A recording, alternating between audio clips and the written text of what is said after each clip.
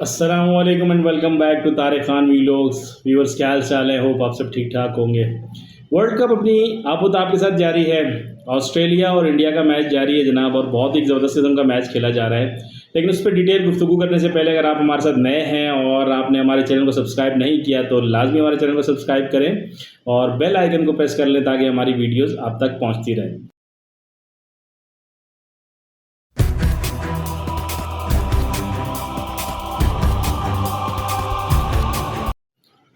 तो व्यूअर्स, बात करते हैं ऑस्ट्रेलिया और इंडिया के मैच की। बहुत ज़बरदस्त मैच हो रहा है जनाब। इंडिया ने जो टॉस हारा, ऑस्ट्रेलिया ने टॉस जीतकर पहले खुद बैटिंग करने का फैसला किया और उन्होंने कहा जी कि बाद में विकेट थोड़ी सी शायद प्रॉब्लमेटिक हो जाएगी, इसलिए हम पहले बैटिंग करते हैं। लेकिन शायद उनको आइडिया नहीं था कि इंडिया वालों ने जो पिच बनाई है उनके लिए वो किसी खतरे से कम नहीं है। सबसे पहले ही उनको अपना बहुत ही जल्द ओपनर खोना पड़ा और उसके बाद वार्नर ने और स्मिथ ने काफ़ी देर तक मज़ामत की। ऑल दो कि मैं समझ रहा था शायद थोड़ा सेट हो रहे हैं, काफ़ी ट्रबल हो रही थी जब मैं उनकी बैटिंग देख रहा था, और मैं समझ रहा था कि शायद सेट हो जाएंगे और सेट होने के बाद थोड़ा सा इनको फिर मारना स्टार्ट करें। लेकिन काफ़ी वो स्पेस के खिलाफ भी ट्रबल में रहे, और जब उसके बाद स्पिन आई, स्पिन के खिलाफ तो बहुत ज़्यादा ट्रबल में रहे। जब कुलदीप गेंद कर रहे थे, अश्विन गेंद कर रहे थे या पांड्या गेंद कर रहे थे या उनको जो भी उनके स्पिनर्स हैं, जादेजा, वो गेंद कर रहे थे, उनको समझ ही नहीं आ रही थी गेंद कभी इन स्विंग हो रही है, कभी आउट स्विंग हो रही है, कभी विकेटों के नीचे जा रही है, कभी गेंद उठ रही है। तो खैर वो नहीं खेल पा रहे थे बिल्कुल भी। इसी असना में वार्नर आउट हो गए, ऑल दो के वो उन्होंने और स्मिथ ने काफ़ी मजामत की लेकिन वो आउट हो गए। जैसे ही वार्नर आउट हुए तो थोड़ी देर के बाद फिर स्मिथ भी आउट हो गए। जैसे ही स्मिथ आउट हुए जनाब, तो उसके बाद तो फिर लाइन सी लग गई। ऑस्ट्रेलिया एकदम जो है वो परेशानी में आ गया थोड़ा सा, और बिल्कुल भी उठ नहीं पाया। मैं आप समझ लें कि बहुत ही परेशानी में उन्होंने बैटिंग की आज, और वन बाय वन करके उनके सारे जो मेन बैट्समैन थे वो आउट होते गए। मैक्सवेल भी आज अपना जादू नहीं दिखा पाए, क्योंकि नॉर्मली मैक्सवेल अच्छा खेलते हैं इंडिया की पिचेस के ऊपर, पाकिस्तान की पिचेस के ऊपर, लेकिन आज मैक्सवेल बिल्कुल भी नहीं खेल पाए, उनको भी गेंद समझ में नहीं आ रही थी। और अभी हम जब आपसे बात कर रहे हैं तो इंडिया बैटिंग कर रहा है। खैर इंडिया मेरे ख्याल से आराम से जीत जाएगा, लेकिन इंडिया को भी परेशानी हुई। जैसे ही ऑस्ट्रेलिया की टीम ऑल आउट हो गई 199 के ऊपर, आखिर में आगे इवन के कमिंस ने छक्का भी मारा बुमराह को। बहरहाल 199 पे वो ऑल आउट हो गए जनाब। उसके बाद बारी आई इंडिया की। इंडिया ने जैसे ही अपनी बैटिंग स्टार्ट की, पहली गेंद पे और पहले रन के ऊपर जो है ना वो उनकी विकेट गिरी। 1 पे 1, 2 पे 2, 3 पे 3। आप बिलीव करें, मुझे आमिर की वो बॉलिंग याद आ गई, मुझे शाहिन शाह अफरीदी की वो बॉलिंग याद आ गई, या फिर इंडिया की अपनी न्यूजीलैंड के खिलाफ, और इससे पहले भी शायद वो ऑस्ट्रेलिया के खिलाफ 5 रन के ऊपर 3 इनके आउट हो चुके हैं। तो मुझे वो सिनेरियो एकदम क्रिएट होता हुआ नजर आया। तो मैंने कहा जी मैच तो बन गया। मैच ऐसा ज़बरदस्त बन गया कि इंडिया के जितने भी वो फॉलोअर्स बैठे हुए थे, जितने भी शायकीन बैठे हुए थे, एकदम सकते में आ गए कि यार ये हो क्या गया। ये मतलब हम ये तो सोच के ही नहीं आए थे, हम तो मतलब कुछ और सोच के आए थे। बहरहाल उसके बाद जनाब कोहली आए बैटिंग करने के लिए। खैर वन डाउन ही आ गए थे कोहली, उनके साथ जो ना केएल राहुल आए, उन्होंने खेलना शुरू किया। थोड़ी सी मजामत की, लेकिन एक बहुत ही ज़बरदस्त किस्म का कैच मार्च ने छोड़ दिया कोहली का, और कोहली को मौका दे दिया। और आपको पता है जब किंग कोहली को मौका मिलता है तो फिर वो तो आसरा नहीं करते, फिर वो तो मैच लेके जाते हैं। और अभी 97 के ऊपर 3 आउट हैं, 25 ओवर्स के हो चुके हैं और 25 ओवर ही रहते हैं इनके, और ऑलमोस्ट 103 रन इनको चाहिए, जो कि मेरा ख्याल है बहुत आराम से बना लेंगे। बिकॉज अभी पीछे जाडेजा हैं, पांड्या हैं, उसके अलावा आपके कुलदीप हैं, अश्विन अच्छी बैटिंग कर लेते हैं, बुमराह भी बैटिंग कर लेते हैं, सिराज भी बैटिंग कर लेते हैं। तो बैटिंग ऐसा नहीं है कि इंडिया की नहीं है, बैटिंग आखिर तक कर लेंगे। लेकिन जनाब मैच बन गया था, जो हम तसव्वुर नहीं कर रहे थे उस टाइप का मैच बन गया था। लेकिन अभी भी अगर 1-2 विकेटें निकल जाती हैं यहाँ पे इंडिया की तो मैच थोड़ा फंस सकता है। लेकिन मुझे नहीं लगता आज आप मैच पे शायद इंडिया ने काबू पा लिया है। इंडिया ने आज 3 स्पिनर खिलाए जनाब, और जाहिर सी बात है ये प्लान करके उन्होंने खिलाए हैं। उन्होंने पिच ऐसी बनाई थी, उनको आइडिया था कि पिच कैसा बिहेव करेगी, और इसलिए उन्होंने ये 3 स्पिनर आज खिलाए। और जनाब उन्होंने जो 3 स्पिनर खिलाए इसका मतलब उन्होंने प्रॉपर प्लान करके आए थे, और उनको पता था विकेट कैसा बिहेव करेगी।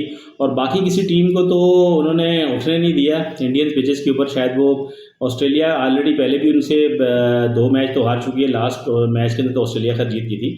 लेकिन अगर वैसे वर्ल्ड कप के अंदर देखा जाए तो अभी तक इनका जो टाकरा है बराबर है, बल्कि मेरे ख्याल से ऑस्ट्रेलिया एक आध मैच ऊपर है। लेट्स सी, देखिए इस मैच का क्या रिजल्ट आता है, उसके बाद इस पर गुफ्तगू करेंगे। लेकिन अगर टोटलिटी में देखें तो कल जो बांग्लादेश और अफगानिस्तान का मैच हुआ उसमें बांग्लादेश ने इंतहाई कम स्कोर के ऊपर अफगानिस्तान को आउट कर दिया, और इसी सिलसिले में जनाब 100 रन हो गए हैं इंडिया के, और 3 ही आउट हैं 25 या 3 ओवर के अंदर। तो जनाब लो स्कोरिंग मैच था और उसने चेस भी कर लिया 35 ओवर के अंदर। पाकिस्तान का और नीदरलैंड का जो मैच हुआ, पाकिस्तान ने 288 किए और नीदरलैंड को चेस नहीं करने दिया। न्यूजीलैंड का और इंग्लैंड का जो मैच हुआ, न्यूजीलैंड ने आराम से 282 रन का टारगेट चेस कर लिया 35 ओवर के अंदर इंग्लैंड के खिलाफ। और कल जो साउथ अफ्रीका का मैच हुआ था, बहुत बड़ा मैच था, बहुत बड़ा मैच था। 428 रन किए, लेकिन उसके बाद जो श्रीलंका ने वापस बैटिंग की है, उनकी दाद देनी पड़ेगी। टारगेट बहुत बड़ा था, आप कुछ भी कह लेंगे श्रीलंका हार गया, बट इतने बड़े टारगेट के अगेंस्ट 300 से ऊपर रन के ऊपर जाना प्रेशर में, और शुरू में उनकी विकेटें भी गिर गई। अगर उनकी विकेट्स ना गिरती और जिस तरह से उसके बैट्समैन भी मैंडिस वगैरह आगे खेल रहे थे, तो मजा आ रहा था क्रिकेट का। तो अगर उनकी विकेटें ना गिरती और 1-2 विकेटें भी उनके पास अच्छी रुक जाती, तो मेरे ख्याल में मैच और जबरदस्त हो सकता था। और मैं एक्सपेक्ट कर रहा था कि आज भी बड़ा स्कोर करेगा ऑस्ट्रेलिया, शायद 400 रन करेगा और बाद में इंडिया भी आगे उसको चेस करने की कोशिश करेगा, लेकिन ऐसा कुछ हुआ नहीं। लेकिन आज एक और रिकॉर्ड बना जनाब। पहले दिन पे रिकॉर्ड बना, 2 सेंचुरीज की जनाब न्यूजीलैंड ने और मैच जीता। और दूसरे दिन जो है ना वो रिकॉर्ड बना, पाकिस्तान ने रिकॉर्ड बनाया कि पाकिस्तान पहली दफ़ा इंडिया के अंदर वर्ल्ड कप का मैच जीता है। इसके अलावा रिकॉर्ड्स बनते गए और इवन के बॉस डिलेट ने जो रिकॉर्ड बनाया, माशाल्लाह अपने अब्बा का रिकॉर्ड बराबर किया उन्होंने। आज स्टार्क ने रिकॉर्ड बनाया जनाब, उन्होंने 19 मैचेस के अंदर अपनी 50 विकेटें वर्ल्ड कप के अंदर मुकम्मल की हैं, जो कि किसी भी बॉलर की बहुत शानदार कारकर्दगी है। इससे पहले आई थिंक 25 मैचेस के अंदर ये रिकॉर्ड था, बट स्टार्क ने इसको 25 की बजाय 19 मैचों तक महदूद कर दिया और ये रिकॉर्ड अपने नाम कर लिया। तो जनाब डेली बेसिस पे कोई ना कोई रिकॉर्ड बन रहा है, लेकिन एक थोड़ी सी बुरी खबर पाकिस्तान के लिए है कि पाकिस्तानी शायकीन और जो सहाफ़ी हैं, जो हमारे जर्नलिस्ट हैं, उनको अभी तक वीज़ा जारी नहीं किए गए हैं, जो कि आप सोची समझी साजिश भी कह सकते हैं, या फिर पाकिस्तान के साथ उनका ये जो है थोड़ा सा प्रॉब्लम रहता है, शायद इस वजह से नहीं दे रहे। लेकिन ऐसा नहीं होना चाहिए, पाकिस्तानी शायकीन को वीज़ाज देने चाहिए ताकि जो लोग क्रिकेट के फ़ैन हैं, जो शौकीन हैं, वो जाके क्रिकेट को देख सकें, क्रिकेट को एंजॉय कर सकें। क्योंकि जाहिर सी बात है, पाकिस्तान और इंडिया का अहमदाबाद के अंदर मैच होना है, नरेंद्र मोदी स्टेडियम के अंदर, और वहाँ पे सारे इंडियंस फ़ैन होंगे। 1,32,000 की जो कैपेसिटी है, वहाँ पे सारे के सारे इंडियंस होंगे, तो उनको सपोर्ट कर रहे होंगे, तो डेफिनेटली थोड़ा सा प्रेशर तो पाकिस्तान पे आएगा ना कि पाकिस्तान को सपोर्ट करने वाला कोई नहीं है। ऑल दो कि इंडिया के अंदर पाकिस्तान को सपोर्ट करने वाले बहुत सारे लोग हैं, लेकिन बेचारे बहुत सारे खुल के सामने नहीं आते, बाद में उनके घर जला दिए जाते हैं, उनको मारा पीटा जाता है। तो ये सब मामला भी इंडिया के अंदर रहते हैं, आपको पता है वो किस तरह की कंट्री है। लेकिन ऐसा क्रिकेट के साथ नहीं होना चाहिए, पाकिस्तानियों को वीज़ा जारी करने चाहिए, और जो शौकीन क्रिकेट है उनको लाजमी सी बात है जारी करने चाहिए वीज़ा, ताकि पाकिस्तानी लोग, पाकिस्तानी फ़ैन अपना जाके वहाँ पर मैच देख सकें। और जाहिर सी बात है, ये बहुत बड़ा मैच होने जा रहा है पाकिस्तान इंडिया का, क्योंकि पूरी दुनिया की नज़रें उसके ऊपर होती हैं। अब ऑस्ट्रेलिया इंग्लैंड को लोग भूल गए हैं दुनिया में, लोग सिर्फ और सिर्फ जो है वो खेल देखते हैं पाकिस्तान और इंडिया को। और मैं पहले मैचेस में भी कह चुका हूँ, अभी भी कह रहा हूँ कि इंडिया ने जो सेरेमनी नहीं की है वर्ल्ड कप की, मुझे लग रहा है कि उस मैच से पहले वो शायद वो सेरेमनी करेंगे, ताकि हाइप क्रिएट की जाए। क्योंकि जनाब बिज़नेस है, ये एक बिज़नेस है, इससे नोट भी आते हैं, जाहिर सी बात है, आपको तशहीर मिलती है, आपकी जो है वो ERP बढ़ती है, रेटिंग्स बढ़ती हैं, और आपको उसके पैसे आते हैं। तो जनाब ये सब मामला चल रहे हैं। देखें अभी तक इंडिया के 100 रन ही है जनाब, 3 आउट हैं और 26 ओवर हो चुके हैं।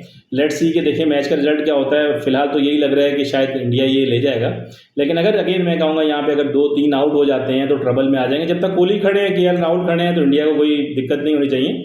किंग कोहली बहुत बड़े बैट्समैन है और उनको चांस भी मिल चुका है। मार्शी ने उनको चांस दे दी है, एक कैच उन्होंने छोड़ के जो है उनको एक नई ज़िंदगी दे दी है, और 101 पे 3 आउट हो गए जनाब 26,001 ओवर के अंदर। तो मेरे ख्याल से ये आराम से जो है वो ले जाएंगे इंडिया। लेकिन आज अगर इंडिया की बॉलिंग की बात करें जनाब, तो विकेट्स बनाना एक जगह पे, लेकिन इंडिया ने बॉलिंग बहुत प्यारी की है। कुलदीप ने बहुत अच्छी बॉलिंग की है। कुलदीप की गेंदों को देख के मुझे बड़ा मज़ा आ रहा था, जिस तरह से उनकी गेंदें टर्न कर रही थी, या जिस तरह से वो ऑफ स्पिन करते हैं, बिलीव करें बहुत अच्छी बॉलिंग करते हैं। दूसरा ये कि आज बुमराह ने भी अच्छी गेंद की है, बुमराह ने बहुत कम रन दिए हैं, 2 विकेट्स भी लिए हैं। सिराज ने भी अच्छी बॉलिंग की, ऑल्दो के उनकी उस तरह से ज़्यादा वो कामयाब नहीं हुए, लेकिन बुमराह ने बहुत अच्छी बॉलिंग की। अच्छा, बुमराह की आज जो मैं स्पीड फास्टेस्ट देखता था, बुमराह 144 से फास्टेस्ट गए हैं जनाब, और सिराज भी इसके करीब 143 तक गए हैं। तो इसका मतलब ये हुआ जनाब के शामीन से ऊपर है अभी भी, और हारिस राउफ तो ऑल दो वैसे ही बहुत ऊपर है, 150 के ऊपर वो गेंद कर रहे होते हैं। तो बुमराह की स्पीड जो 144 पे गई है, जो एक बड़ी स्पीड होती है। तो इसका मतलब इंडियन के पास भी अभी 140 प्लस के बॉलर्स आ गए हैं, जो कि इनके लिए बहुत अच्छा शगुन है। नॉर्मली इंडिया अपनी बैटिंग की वजह से बहुत मशहूर होता है, लेकिन अब इंडिया के पास चूंकि बॉलर्स भी आ गए हैं, और इन बॉलर्स के साथ जो है वो एक अच्छा टूर्नामेंट जीत सकता है। और ये वर्ल्ड कप 2011 के बाद इंडिया को बड़ी उम्मीदें हैं, उन्होंने बड़े हाइप क्रिएट की हुई है अपने चैनल्स के ऊपर, अपनी बाकी जो रिसोर्सेज है उसके ऊपर, ताकि वो वर्ल्ड कप जीतें। और नॉर्मली देखें तो साउथ अफ्रीका ने कल खतरे का अलार्म बजा दिया जनाब सबके लिए, उन्होंने 428 रन करके कि वो कुछ भी कर सकते हैं। साउथ अफ्रीका की बॉलिंग को भी अंडर एस्टिमेट नहीं करना चाहिए, बहुत अच्छी बॉलिंग है उनके पास। तो ये सब सूरत हाल है जनाब। आप भी मैच को कंटिन्यू करें। 103 पे 3 ही आउट है जनाब 26,4 ओवर के अंदर, और हम भी मैच देख रहे हैं। आप अपना तजिया लाजमी करें, हमारे जो कमेंट सेक्शन है इस पर आके कमेंट करें, और अपने साथियों से भी बोलें जनाब कि हमारे चैनल को सब्सक्राइब करें, लाइक करें, कमेंट लाजमी करें। आप कमेंट में ये ज़रूर मेंशन करें कि आपको किस तरह की वीडियोस देखना पसंद आती हैं, आपको किस तरह के एनालिसिस करने अच्छे लगते हैं, किस तरह के एनालिसिस चाहते हैं हम आपके पास उसी तरह के एनालिसिस लेके आएंगे। अल्लाह हाफिज़।